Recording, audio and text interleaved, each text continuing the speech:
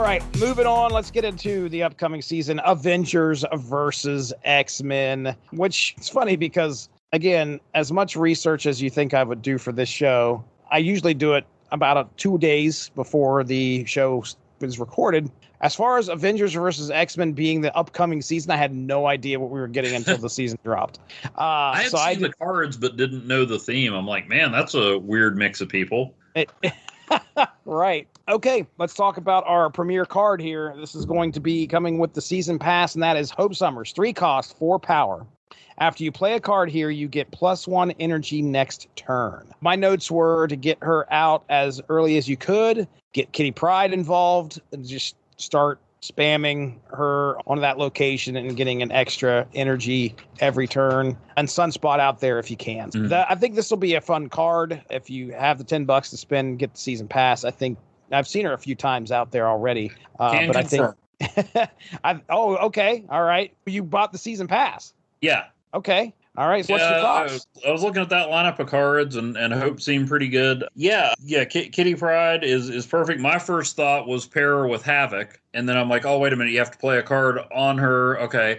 And then I was like, well, you could use this card and this card. But then what I figured out is I may have tried at one point to build a deck with her, but mainly I just started putting her in other decks. I put her in Iron Slot, put her in my trio deck with Silver Surfer, put her in that Galactus Destroyer deck. Anywhere that I needed to try to get a card out early or to have, like I was using Electro a lot with the Galactus and Destroyer deck, and I put her there in place of Electro because, okay, you don't get that +1 all the time, but there's no drawback when you do. Yeah. That's what I started doing, is just putting Hope in a bunch of existing decks. And it doesn't always work, but it's a 3 cost, 4 power, and occasionally you get a +1 energy. Okay. Yeah, and you can have her out there. Do I need it this turn? Okay, maybe I can wait till next turn and not play something there just in case you need that +1 or I should say, if you don't need to, it's there if you need it. If you need that +1, hopefully you've got the spots for it. You can grab it if you can. Sometimes you can, there's not a limit on it. So you can put 2 cards on there and get +2 energy the next turn. Oh. And that's especially good if it's Kitty Pryde. So right. Yeah, right. She comes in handy. All right.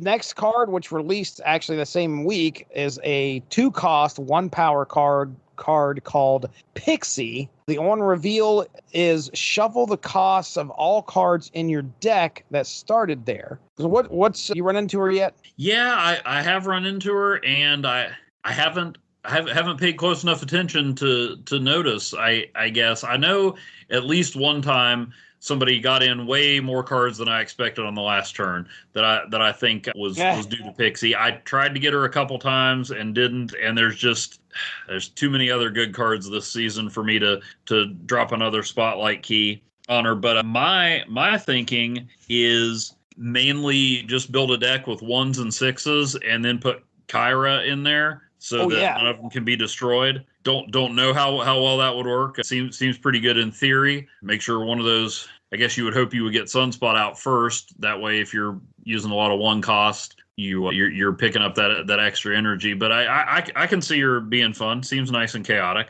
Right. Right. I think that it all depends, of course. If you do have 6s and 1s in there, that's where it's going to be fun to watch. Oh, now I've got Magneto, and I've got this other 6 cost card for 1 cost.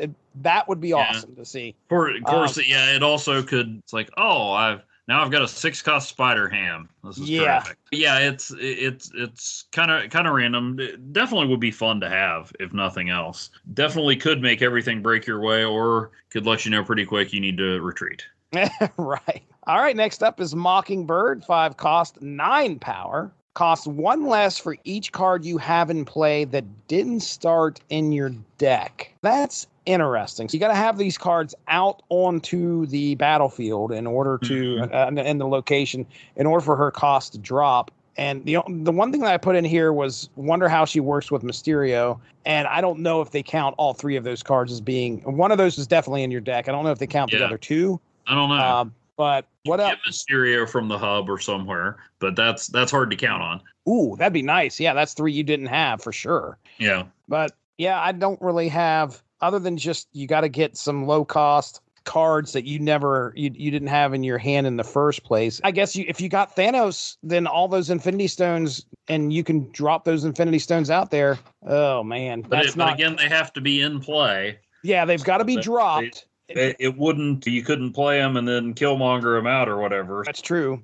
but you get her down to like. Then drop a 5-cost card for nothing, then Killmonger them. I don't know. It'll be interesting to see. If I think that's probably going to be something I'm curious now, because I bet you will see like 0 cost 9 power Mockingbird get dropped when 5 Infinity Stones out there. Although you don't see that very often. I bet you what will happen is they'll get by turn two. Turn 2, you have a situation where you can get her power down to possibly 2, because you have Infinity Stone out there on 1, and then 2 more Infinity Stones out there on turn 2. At that point, you've dropped her to a 3/9. Yeah. And then turn 3, you can drop a 3/9 if you want. Which it looks like that could help her. But well, what are your thoughts? Yeah, that's the card I think I want the most. It's either this one or the next one. Okay. I want to add her to my Collectosaur deck because I'm already adding a bunch of cards in that one. I think she'd be good in there, and finally a reason to play on the Orcus Forge and play those Sentinels. Oh yeah, that's a good point. That's a real good point, actually. I assume also the Hood gets you a 1-cost 6-power demon. You get him out there. And who doesn't remember those classic West Coast Avengers stories where the team consisted of Mockingbird, the Hood, a Sentinel, the Collector, and Devil Dinosaur? Yes. Team up. Give me a call. I'm telling you right now, I'm getting all those issues slabbed because of this card. That's what's happening. That's what it is cool. Part of me is like Mockingbird, a 5/9, but she's pretty cool. But man, oh man, yeah, 9 power. And she's got connections to a lot of different groups. I guess that seems to folds in. She's S.H.I.E.L.D. She's Avengers. She dated Spider-Man for 5 minutes. All right. So yeah, okay. That's the one. It's either this one or the next one. Yeah, the next one. Yeah. This next one, Cannonball, 5-cost, 8-power card. On reveal, move the highest power enemy card away from the location that you're in. If you can't do that, destroy it with a rock. I think this is like, it's a lane winner in my opinion. What are your thoughts? Yeah, definitely. Although if there is room to move them, it could be a lane loser on another one. For sure. But might be nice to have him follow up Galactus, because ain't nowhere you can move him. That's true. That's really true. Yeah, my combo that I had was debris to fill up stuff, so that you know for sure, or at least can have a better idea of if he's going to be moving or not. Save him for the last turn after filling everything up. I don't know, man. This is going to be... It's going to be a game changer, I think. And I don't know. I feel like I've said that about other cards before, and then they get laid out there and you're just like, okay. Who was it? Gladiator. I thought that was going to be a game changer. Not the case. It seems like I'm not playing him a whole lot. But Cannonball definitely feels like, okay, I'm going to win this lane. I'm going to move this guy over. Or, well, no, I'm not going to move it over. If you've got one lane won by Professor X, you've got the game if you got Cannonball in your hand, because he's going to move him over to the other lane, possibly. Okay, can't move. I'm going to kill him. Yeah. I don't know, dude. I think. Yeah, definitely. Nice combo with Professor X. Yeah, Professor X and Cannonball. That's what you're going to see. I bet that's going to be the overall combo there. People are going to, we're going to have to come up with a defense, which I'm going to tell you right now, it's got to be, you got to have Cosmo in your deck. That's the only thing I can think of to kind of try and avoid this, or armor. But armor's not even going to save you if he can move him. It's going to be interesting. Definitely. Now, next up is War Machine, 4-cost, 6-power. On reveal until the end of next turn, nothing can stop you from playing cards anywhere. Yeah, not quite sure how that fits with War Machine's effect. Cannonballs is excellent for his power, but yeah, I can see that being very useful. You pointed out Infinite. You wouldn't have to skip a turn. That would be great. And he's Zabu compatible. True. Just like in Iron Man 357. That didn't happen. But yeah, that's good. Zabu and War Machine just tearing it up there in the comics. I use Zabu with all kinds of cards. Don't ever use them with Shanna and Kazar. But and I don't care. I underestimated Zabu so badly. Didn't try to get him, and then once I got him, just haven't stopped using him. But anywho, War Machine, this might be the best slate of cards I've seen for a season. Since they started doing it predictably, or since I started knowing where to look, from the featured card on, there's not a bad card in here. Pixie might be the quote-unquote worst card in this slate, and I already dropped 2 spotlight keys on her and strongly considered a third, and would have if it hadn't been for the rest of these cards. Yeah. And also, the arrival of War Machine, I don't remember if it clears your list, but it does clear our first top 5 from my perspective. That was the last unsnapped character on my top 5. Oh, does it really? Yeah. Okay. I can't remember if you had somebody on there. I don't think I had War Machine on there. I'm pretty sure. I can't remember my top 5. Yeah, we ought to. It'd be a lot more challenging top 5 now. And Cannonball wasn't on my list, but he was like number 6, I think. Oh, honorable mention. Yeah, he was on the outside looking in there. Yeah, it'd be interesting. I think it was Snap Lore tweeted like, hey, if you think Marvel's going to run out of characters for Snap, and I remember Cannonball was on that list, and he went there's a lot of, all the A-listers are in the game and most of the B-listers, but there's still some pretty cool characters out there. And this is a pretty good list. Hope and Pixie are 2 of the newer characters in the X-Men family. Pixie, they always come up with a new crop of young mutants, and one of them always sticks around. Like it was Armor, and then Pixie was like kind of the next generation of that, and Hope's been kind of taking center stage in Immortal X-Men. But Hope and Pixie are probably the 2 most obscure. And like I said, Mockingbird's never been A-list, but she's connected to all the She's A-list. been there, right. And Cannonball and War Machine are probably the top Avengers and X-Men options that haven't been there. This is a great slate. I'll agree. I head over to Reddit because there was a post that I'd seen a few days ago, and I wanted to bring this up and read this to you and get your thoughts again. This is about War Machine. All right. Okay. This was a post that was written by Fairval, I think his name is Faerval. Anyway, he asked one of the developers about War Machine. All right. Here's the question. War Machine and Infinite. Clearly, I saw this before I made my list. Yes, and then I remembered. But anyway, his question was, will War Machine's ability enable the playing of cards like Infinite or Ebony Maw on the next turn, ignoring the restrictive effects? Then in the second paragraph, he puts, in a similar vein, will his ability bypass restrictive effects like Sandman and Electro? I assume he would, due to how Jeff works, but it would be great to have clarification. And the response was yes and yes. Nice. Yeah, expect that to be happening with War Machine. Sandman would probably be a good one because he affects both parties. He affects both people. Sandman and War Machine, just like an Amazing Spider-Man. Issue 145. Well, hey, at least Sandman is an Avenger. It's true. That's true. So he was an Avenger. I was going to go with Electro in Web of Spider-Man number 87, but you beat me to the joke. All right, locations. But stealing my material. I know it. Your Snap material. Yeah, for the first location, I'm going to Legion it. Wait now. All right, locations. Oh my goodness. All right. Well, the first one is a return, right? This is the return of Krakoa. Yeah. Okay. All right. Definitely Krakoa, not as annoying.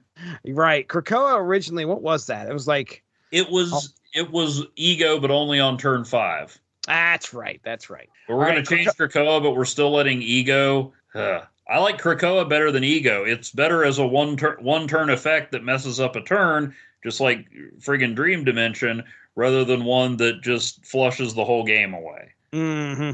Right. Well, this go round, Krakoa is now your first play here, adds its power to the top of your deck. Clearly, the strategy is going to be low cost, high power. If you see Krakoa drop on turn 3, turn 1 even, Mm-hmm. You lay out Ebony Maw turn 1 on Krakoa, and 7 power goes to the next card that's going to be drawn, which is going to be pretty cool. I think that's you want to go low cost, high power, and yes, I will Legion this too. Just to see what happens. Just to see what happens. I'm going to try and Legion it early, though. But anyway, that's my thoughts on Krakoa. What about you? I'm actually writing my cards for my deck that I want to use when this is the hot location. Because, yeah, you'll want to take advantage of that, but you also want to have Shang-Chi in case people have some cards that usually aren't above 10 power. True. That suddenly are. And if that's the case, then it's a good day to have Scar with you. Mm-hmm. Gladiator, Ebony Maw, higher cost, higher power, lower cost, like you said.